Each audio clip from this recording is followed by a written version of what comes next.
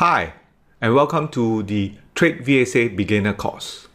Now, earlier on, we talked about the Lecture 1 and Lecture 2, so you have learned the basics about the stock market. Now, before you get ready to invest in the market or trade, I'm going to teach you two commonly used methods to analyze stocks, which is one, fundamental analysis and technical analysis. Now, this lecture will start with fundamental analysis. Let's look at what I have for you in this lecture outline.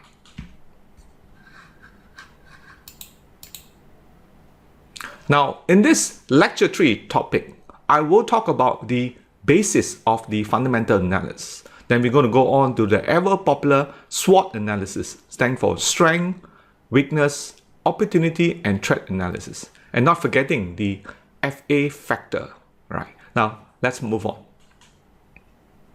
Now, understanding stock market and understanding fundamental, it is paramount to your investment, especially in the longer term. Now, when you look at from fundamental analysis standpoint, we place a value on any of the stocks that you buy. Usually, it is listed on the Bursa Stock Exchange. It also look at the other aspect, which is the future and current overall health of the economy. Now, during the pandemic, COVID-19, we have seen many market stock exchange the world fall. Also, many sectors, which is the travel and leisure and airline, are badly affected. So now you can understand why the health of the economy is important. That's why you should know what sector to look at.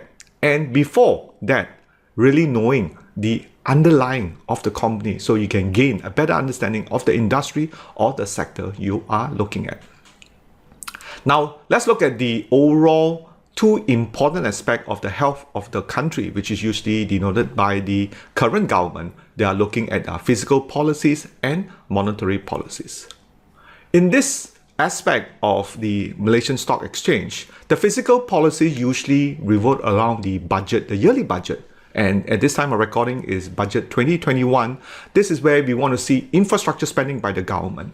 In the past 10 to 15 years, our Malaysian government has been really growing through infrastructure spending. So this is where they want to provide housing, education, healthcare, and national securities through defense. So the fiscal policies is important. That they will issue a lot of government bonds to sponsor a lot of infrastructure policies. Then on a quarterly basis or sometimes monthly basis, we will see the monetary policy, which is governed by the Central Bank of Malaysia, better known as Bank Negara of Malaysia, where they refer to the control of money supply, the cash in the country. So of course, lower interest rate, which means loans are getting cheaper. We would like to see more money flow into the system to stimulate growth. And that's why we usually do it by the government when there is slow movement in the economy. Especially in the post-COVID-19, interest rate has been dropped to almost below 2% at the time of this recording. And we want to see a lot of stimulus, which is really pumped up by the government to get people to spend, as we have seen a downfall on people losing jobs. So interest rate, money flows are the policies of monetary policies. All right.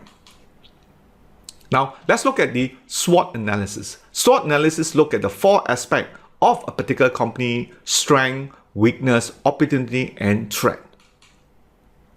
Now, looking in those SWOT analysis, we really want to examine each and every one of them, how the impact it has on the company. For start, we need to know the management, whether they are business owner or are they professional managers, which is running around the company. So through that, we actually look at the competitive edge of the company, seeing whether it is sustainable, and through that, we will determine by using financial ratios, we will talk on the next slide. Now, sector performance is also important, which I talked about early, which is reflected on the GDP growth. Right now, in the year 2021, we are seeing a lot of technologies and healthcare in the post-COVID-19, where everyone is working from home. As such, it is important to use technology to get their business out. And no doubt, inflation rate is important. We want to have a little bit of inflation, but not too high inflation. Because if inflation is too high, then the money is worth less, right? And usually when we have inflation, we want to get a bit of interest rate up just to get money flowing back. Now, of course, the interest rate, which we just talked about, interest rate has an inverse effect on the stock market. When central banks, or in this case Bank Negara, raise interest rate, then you'll see stock market comes down because things will become cheaper. Cost of financing will go up, so people will spend less.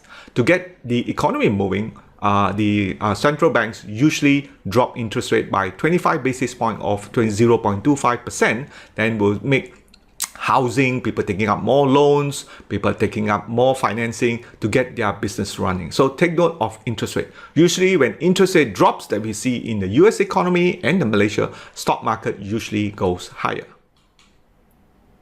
Now let's turn our attention to the individual company by looking at the financial ratio, which actually show how good the stock market performs. It's like a report card that you usually get when you take your exam, isn't it? So this is where we will look at the balance sheet, the income statement, the cash flows, and so the change in equity to really determine what has happened and transpired on a quarterly basis as well as yearly basis has happened to the company. It's like an X-ray to the company. But the downside of it is looking into the past. We have to make money in the future, but that's the best we could do on the fundamental standpoint, because we believe if the management can do it right now or in the past, we expect it to do it similarly in the future.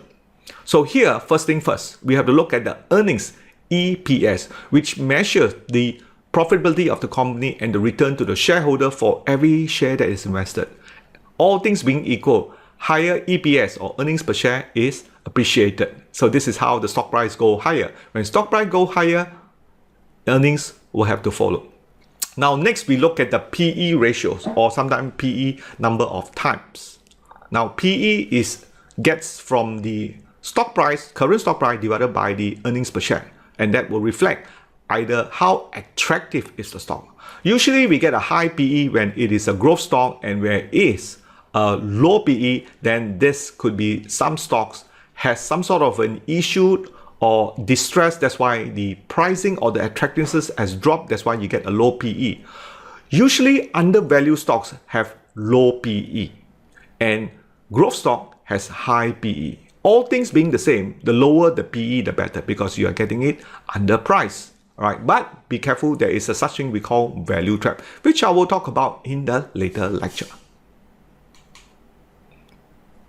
Now also look at the FA factors, the return on equities, which we just talked about, EPS. Now return on equity is measured the profitability that it generates giving back to the shareholder. So it is a formula of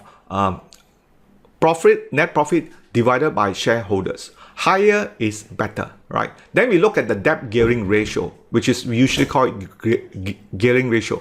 Now, a company can borrow money if the cost of funding is low, which we talked about just now. Lower interest rate will have lower cost of funding. That's good because then they can finance many of their working capital. However, having said that, too high gearing is no good. Usually we see this in the airline business or in the travel business. Remember, Genting and AirAsia has so much debt in the post-COVID-19. They struggle to make money as a lot of airports, and also traveling has been restricted.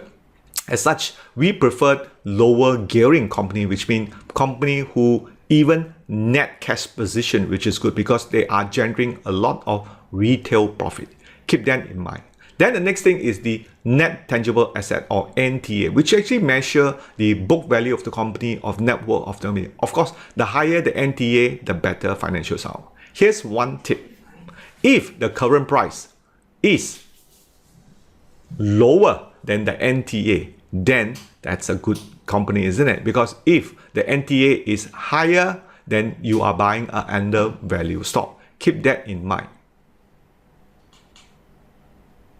Now, the next FA factors are dividend yield, especially those of you who have a strategy, especially if you are in the senior days, you want to get better returns. As remember, at this time, the interest rates are so low, people want to get 6%, 5%, 7% returns on their stock investment. So this is where they want to go for large cap stocks or company who pays generally good dividend. So it actually measures the cash that you receive from company, because they find that if I can get more money from a dividend of a stock than a fixed deposit in the bank, why not invest in the stock? And of course, last is the free cash flows, the ability of the company to generate free cash from their operating activities. Now, it is very important, we always say, when the cash that you get from the free cash flows is used to pay the dividend, make sure it is from the revenue generating and not from borrowing. So we look for a company that is constantly generating free cash flow, or sometimes we call it FCF.